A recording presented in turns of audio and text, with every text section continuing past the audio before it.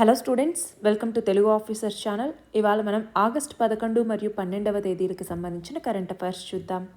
ఇవాళ మన first article చూడండి. 33వ ఒలింపిక్స్ రీసెంట్గా ప్యారిస్లో ముగిశాయి 2024కి సంబంధించి. అందులో పథకాల పట్టికి సంబంధించి చైనా మొదటి స్థానంలో ఉంది. చూడండి, మొత్తం 37 స్వర్ణ పథకాలు. అమెరికా తర్వాత రెండవ స్థానంలో 36 పథకాలు. భారతదేశం వచ్చేసరికి 70వ స్థానంలో ఉంది. కేవలం 6 పథకాలు, కాంస్యం 5, రజతం 1. మరి ఇక్కడ చూడండి, చైనా కన్నా అమెరికాకి ఎక్కువ పథకాలు ఉన్నాయి కదా. అంటే స్వర్ణ పథకాలు ఎవరైతే ఎక్కువ సాధిస్తారో వాళ్ళకి ముందు పొజిషన్ అన్నటువంటిది ఉంటుంది. అందుకే అమెరికా కన్నా చూడండి చైనా ఒక్క స్వర్ణ పథకం సాధించినా కూడా ఇక్కడ ఎంత డిఫరెన్స్ ఉన్నా కూడా చైనానే మొదటి స్థానంలో నిల్చుంది. మన నెక్స్ట్ ఆర్టికల్ చూడండి. ఆన్లైన్ లావాదేవీలు జరుపుతూ ఉంటారు కదా, అంటే డిజిటల్ ట్రాన్సాక్షన్స్ జరుపుతూ ఉంటారు కదా. మరి అలాంటి నేపథ్యంలో ఏమవుతుందంటే ఇప్పుడు వివిధ రకాల పద్ధతుల్లో ఖాతాలోంచి డబ్బును దొంగలిస్తున్నారు. అంటే సైబర్ క్రైమ్స్ అన్నటువంటివి పెరుగుతూ ఉన్నాయి. మరి ఒకవేళ అలా డబ్బు పోగొట్టుకున్నా దాన్ని మళ్ళీ దక్కించుకునే ప్రయత్నం చేయొచ్చు. అంటే ఫర్ ఎగ్జాంపుల్, బాధితులకి డబ్బును తిరిగి చెల్లించడానికి ఇంతకుముందు ఎలాంటి సరైన విధానాలు ఉండేవి కావు. కానీ కేంద్ర హోంశాఖ ఆధ్వర్యంలో 4 సంవత్సరాల కిందట I4C అంటాం. అంటే ఏంటి? Indian cyber crime coordination centre. 4 times C వచ్చింది కాబట్టి I4C అని రాస్తాం. ఇది ఏం చేసింది అంటే డిజిటల్ ఫినాన్షియల్ ఫ్రాడ్స్ ఏవైతే ఉంటాయో వాటిని కనిపెట్టి, అంటే సైబర్ క్రైమ్ gov.in అన్నటువంటిది కూడా మనకు ఉందన్నమాట. అందులో ఫిర్యాదు చేసిన తర్వాత ఫోన్ నెంబర్, డబ్బు బదిలీకి సంబంధించినటువంటి స్క్రీన్ షాట్స్ వీటిని ఇస్తే ఏమవుతుంది అంటే రికవర్ చేయడానికి ట్రై చేస్తున్నారు. అలా చాలా మొత్తంలోనే రికవర్ చేశారనమాట. మరి ఈ నేపథ్యంలో సైబర్ క్రైమ్ అనేటటువంటిది ఇప్పుడు millions of individuals, organizations cyber crimes వల్ల ఎంతో నష్టపోతూ ఉన్నారు. మరి ఈ నేపథ్యంలో నేషనల్ క్రైమ్ రికార్డ్స్ బ్యూరో అన్నటువంటిది ఏం చెప్పింది? సైబర్ క్రైమ్స్ వల్ల 2023లో 66 కోట్లకు పైగా లాస్ అన్నటువంటిది వచ్చింది. కేవలం 4850 రిపోర్టెడ్ కేసెస్తోనే ఇంత ఉందన్నమాట.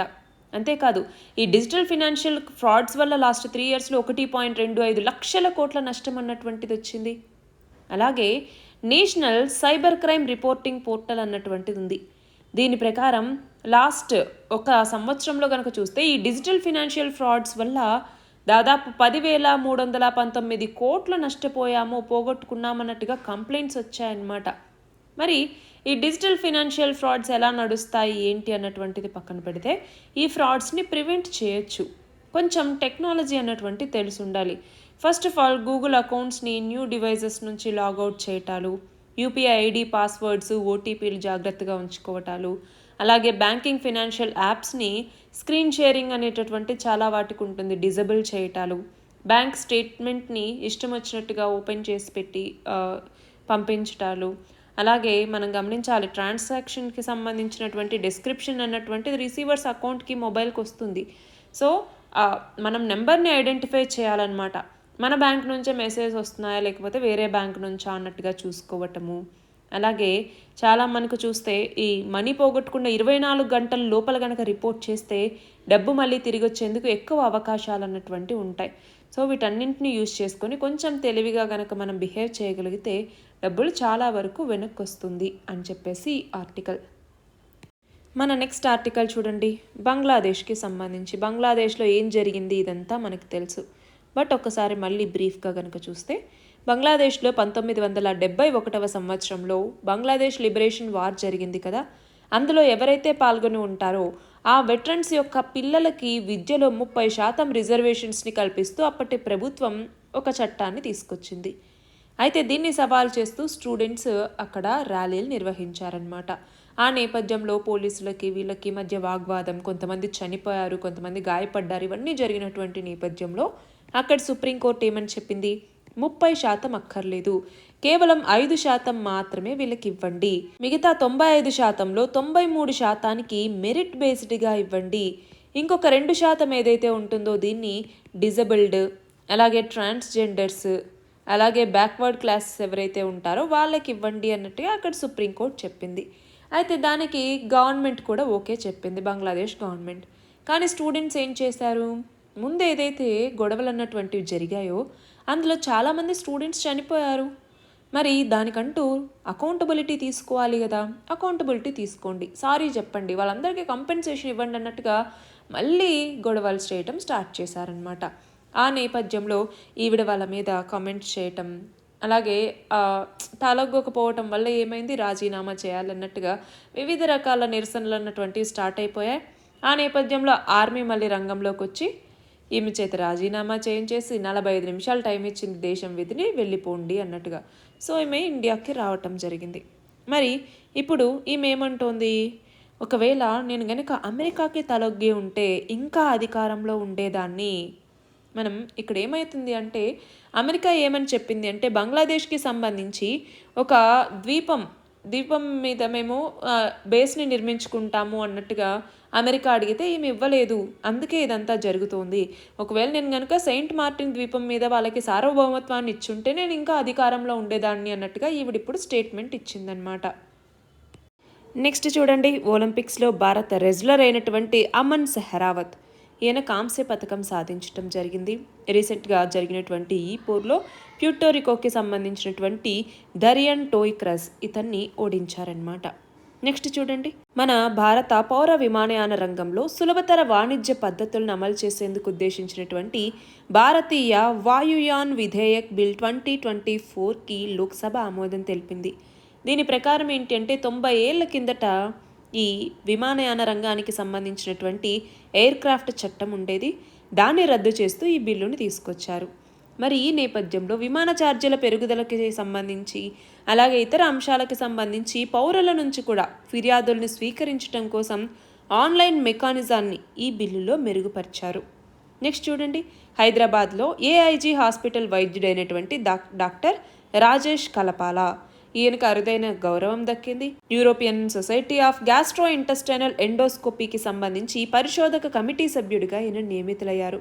అలా ఈ కమిటీలో నియమితులైనటువంటి సభ్యుల్లో యూరోపియన్ యూనియన్ దేశాలకు చెందనటువంటి మొదటి వ్యక్తి ఇతను. నెక్స్ట్ చూడండి, మన ప్రధాని నరేంద్ర మోదీ 109 రకాల కొత్త వంగడాల్ని ఆవిష్కరించడం జరిగింది. మరి వాతావరణ మార్పుల్ని తట్టుకొని అత్యధిక దిగుబడినిచ్చే పోషకాలు కలిగినటువంటి ఇలాంటి 109 వంగడాల్ని ఇప్పుడు విడుదల చేశారు. మరి వ్యవసాయ రంగం, ఉద్యానవన పంటలకు సంబంధించి ఉత్పాదకత, రైతుల ఆదాయం వీటిని పెంపొందించాలన్నటువంటి లక్ష్యంతో భారత వ్యవసాయ పరిశోధనా మండలి ICAR అభివృద్ధి చేసినటువంటి వంగడాలు ఇవి. మరి ఈ నేపథ్యంలో మనకి ఫుడ్ ఫోర్టిఫికేషన్ అన్నటువంటి పదం తెలియాలి. ఏంటి ఫుడ్ ఫోర్టిఫికేషన్? అసలు ఫోర్టిఫైడ్ అంటున్నాం, ఫోర్టిఫికేషన్ అంటున్నాం. ఏంటి ఫోర్టిఫికేషన్ అంటే, ఇక్కడికి వచ్చేసరికి ఎస్పెషల్గా మనకేమవుతుంది అంటే స్ట్రెంగ్తెన్ చేయటం. ఫోర్టిఫైడ్ అంటే స్ట్రెంగ్తెన్ చేయటం లేదా ప్రొటెక్ట్ చేయటం అన్నట్టుగా. మనం ఎప్పుడైతే ప్రోటీన్స్ని, విటమిన్స్ని తీసుకుంటామో మనం సిక్ అవ్వకుండా ఉంటాం. ఫర్ ఎగ్జాంపుల్, ఒక ఫోర్టిఫైడ్ రైస్ని కానీ ఇలా తీసుకున్నప్పుడు ఏమవుతుంది అంటే, అందులో ఏవైతే పోషకాలు లేవో ఆ పోషకాలని అందులో మిక్స్ చేయటం వల్ల మనకి పోషకాహార లోపం లేకుండా చేయటం కోసం ఫుడ్ ఫోర్టిఫికేషన్ అన్నటువంటి దాన్ని గవర్నమెంట్ మనకి ప్రొవైడ్ చేస్తుంది. ఫర్ ఎగ్జాంపుల్, మనకి రైస్ అందుతూ ఉంటాయి, రేషన్ బియ్యం, అందులో కొన్ని పైకి తేలుతూ ఉంటాయి. మనం ప్లాస్టిక్ బియ్యం అనుకుంటూ ఉంటారు చాలామంది, కానీ అవి ప్లాస్టిక్ బియ్యం కాదు, అవి ఫోర్టిఫైడ్ రైస్ అనమాట. సో అందులోకి వచ్చేసరికి ఏంటి అంటే, విటమిన్స్ని యాడ్ చేయటం ద్వారా మనకి పోషకాహార లోపం లేకుండా చేయటం కోసం గవర్నమెంట్ ఇలా తీసుకుంది. మనము వాల్కి కూడా ఫోర్టిఫికేషన్ అంటామా? అంటే ఫోర్టిఫైయింగ్ అంటే ఏంటి, ఎక్కువ మనల్ని మనం కాపాడుకోవటానికి. కోటన్ బిల్డ్ చేసేటప్పుడు ఏంటి, బ్యారికేడ్, సిటాడెల్ లాంటివి పెడుతూ ఉంటారు కదా, ఫోర్టిఫికేషన్, ఫోర్ట్ అంటూ ఉంటామా. సో కైండ్ ఆఫ్ అనమాట. నెక్స్ట్ చూడండి, హిండెన్బర్గ్ రిపోర్ట్ గురించి. హిండెన్బర్గ్ ఏమని చెప్పింది, సెబీ చైర్పర్సన్ అయినటువంటి మాధవి పురి బచ్, ఈమె మీద హిండెన్బర్గ్ రీసెర్చ్ ఒక ఆరోపణ చేసింది. ఏమని, అదానీ గ్రూప్ సంస్థల యొక్క షేర్ల విలువలు కృత్రిమంగా పెంచేందుకు ఉపయోగించినటువంటి మారిషస్ ఫండ్లలో ఈమె, అలాగే ఈమె భర్తకి కూడా వాటాలు ఉన్నాయి అన్నట్టుగా ఆరోపించటం జరిగింది. అంటే అదానీ గ్రూప్ కంపెనీల షేర్ల విలువను పెంచడానికి, కృత్రిమంగా పెంచటం కోసం అవకతవకలకేమో పాల్పడింది, కంపెనీల ఖాతాల్లో కూడా మోసాలు చేస్తోంది అన్నట్టుగా ఆరోపిస్తూ నివేదిక ఇవ్వటం జరిగిందనమాట.